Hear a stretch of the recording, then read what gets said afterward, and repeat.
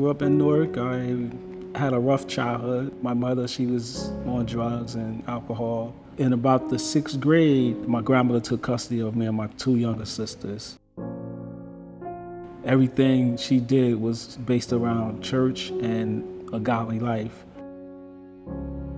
I was going to Sunday school every Sunday, so life was good at this time. So after I graduated from high school, I wanted to go to college. That's when I first got introduced to alcohol. For his friends, it was more along the lines of, yo, let's go get Barry, because he like becomes the life of the party. You know, I would have fun, I would laugh, I would just say things that I wouldn't say sober. And I liked that. I would drink on the weekends, you know, and then it gradually went up to every other day. Then it gradually went to every day. And that went on for a very long time.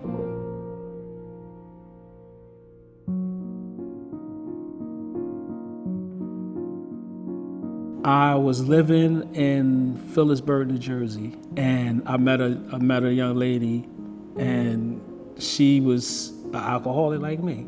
We would wake up in the morning and get liquor, and we was drinking gallons every day, gallons of vodka. I wasn't changing clothes. I would wear the same clothes for like 3 or 4 days, and I would go to work smelling like alcohol. I could not function without it.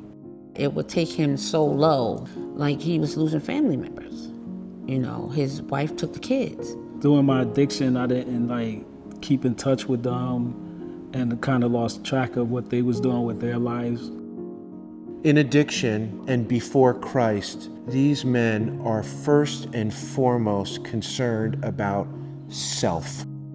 I tried to commit suicide twice. I gave up hope. He was in a storm. Like he couldn't stop. It was like he needed a drink, like he needed water. It seemed like every time I would try and stop the drink, I would have a seizure.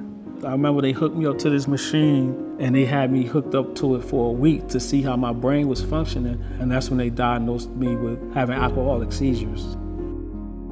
I called my mom, and my mother was like, well, won't you, we'll come get you and we'll take you to a rehab. So I was like, well, I'm not gonna go. When me and his mother went to pick him up, I had also had my handcuffs because I was determined to get him in the program. I was in the car with my mother, and I had another seizure that I actually seen myself go through.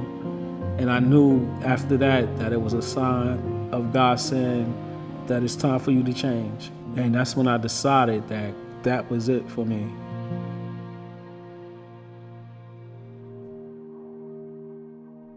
My father told me about this place, told me about Market Street Mission. Barry started at our Asbury Park location. He really grew confident and he began to have a hope. He had all those things there, but they were repressed, they were held down by that addiction, and then he began to really blossom as he was freed from that. After graduation, my intention was just to go home. Market Street Mission had another intention for me. They made me an intern. That's when I found out about how to become a peer counselor. Barry was one of the early people that really wanted to become a peer recovery specialist. And that made us look into how can we do it here at the mission. So it encouraged other men to do the same thing by the fact that, one, we started it because they wanted to go in that direction. Barry wanted to go in that direction. But then also by being an example to the men, other men wanted to become a peer recovery specialist. Barry is willing to talk about what got him here, what got him through it, and where he is today.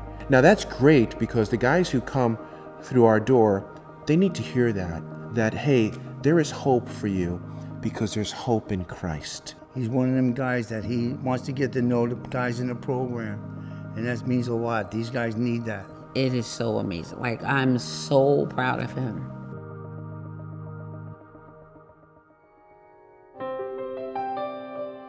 Market Street Mission helped me to discover myself, brought me back into my faith.